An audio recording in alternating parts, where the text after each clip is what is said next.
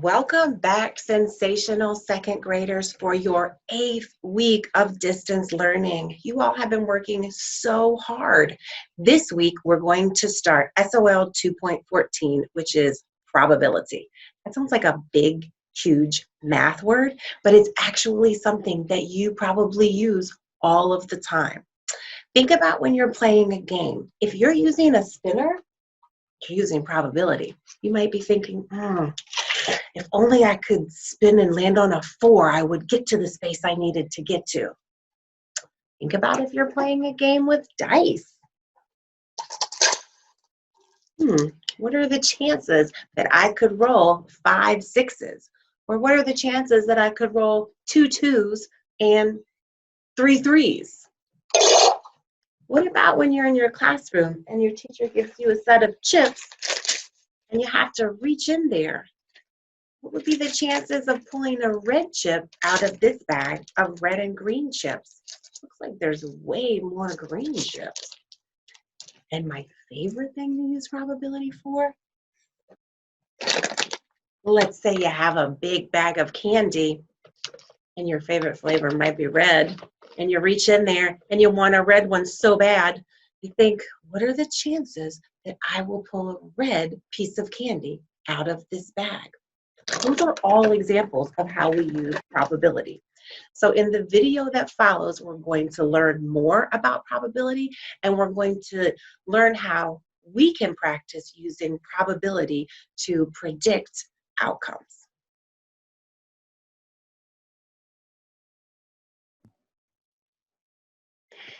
Before we look at our learning target for today, let's look at what is probability.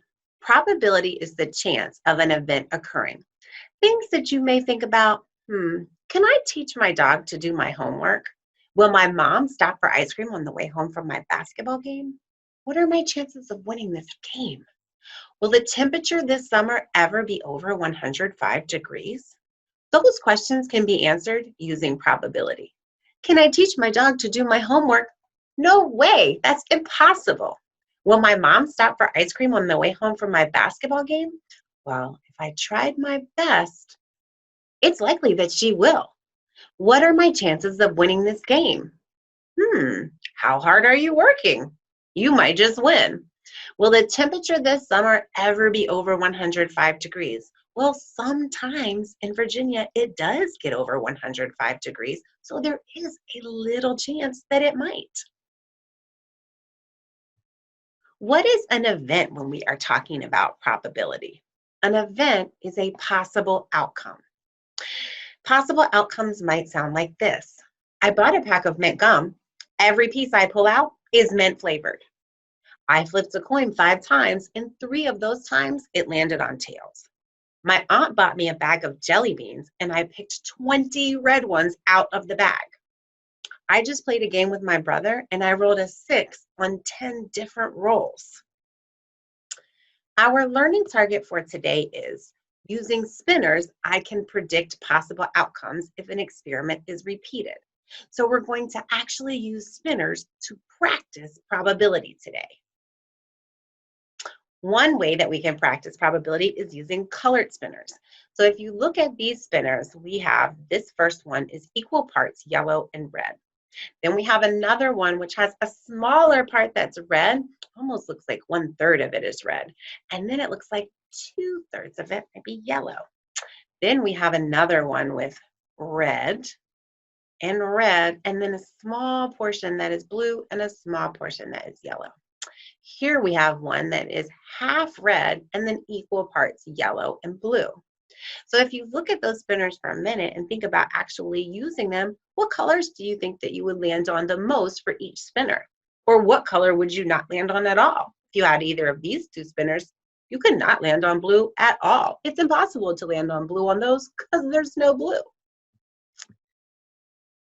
We are going to practice now finding the probability by using a spinner. Now, Here's an example of a chart that you can make if you are working with spinners at home and you want to find probability. But there is also a link that I'm going to click on. You can't click on the link in the video, but you can write down this web address and type it into the address bar on your computer, and you can practice at home as well. So here is the website that you will be able to use. And our spinner starts with 6 sections, but we are going to take that down to 4 sections. Right now, all 4 parts are equal, but I want to change that a little bit to make it a little bit trickier. So I'm going to make the red part larger, and I'm going to make the blue a little larger. And so now we have large portion that is red, and then a little bit smaller portion that's blue, but still pretty big. And here is our yellow, and then we have a tiny part of this color that is called cyan. It's a beautiful color. Okay, let's look at our table over here. Today for our table, we're gonna focus on the color and the count. This is amazing information right here, but that's not gonna be our main focus. You're gonna spin our spinner 10 times and see what it lands on. Now, just looking at it now, do you all think that you could figure out which color it's gonna land on the most and which color it might land on the least? Can you make some predictions? Okay, let's spin. First spin, red. Second spin, red again. Now blue. Red again. So red is definitely in the lead here because the largest portion of our circle is red.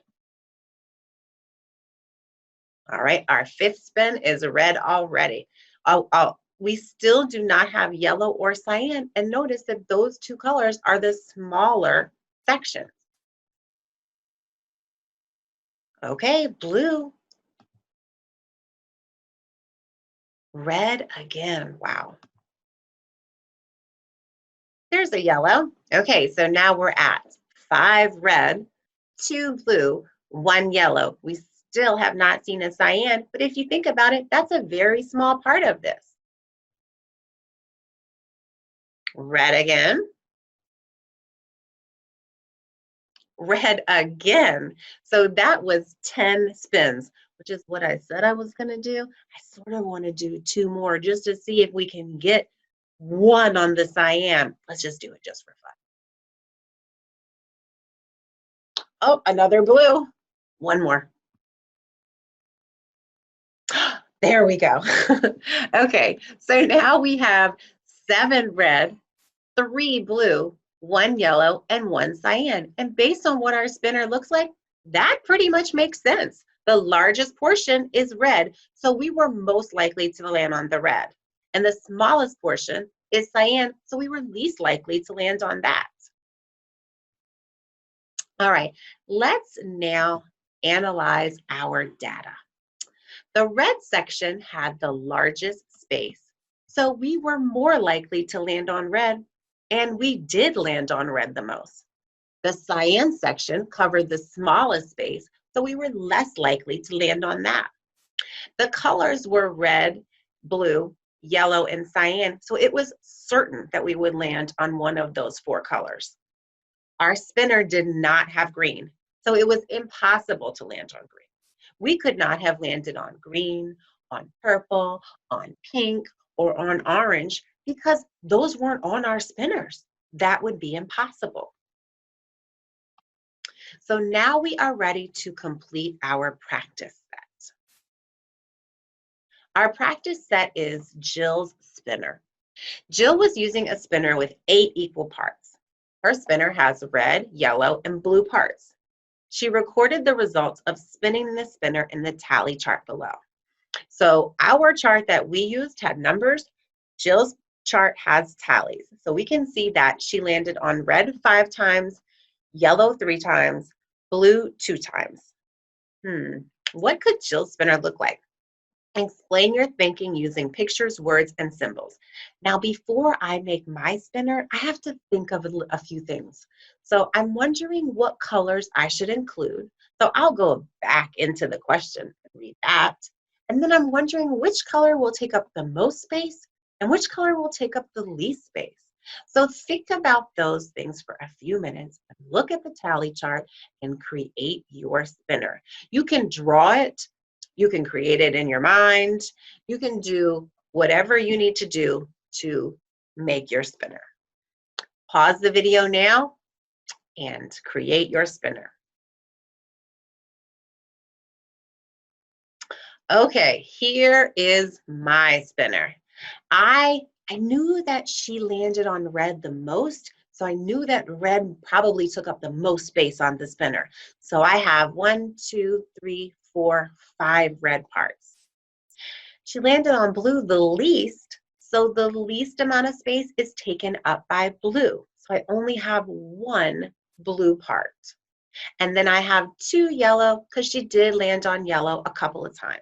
If your spinner doesn't look exactly like mine, that is totally okay. Just make sure that it has the most parts red and the least number of parts blue. I hope that you enjoyed practicing probability using colored spinners.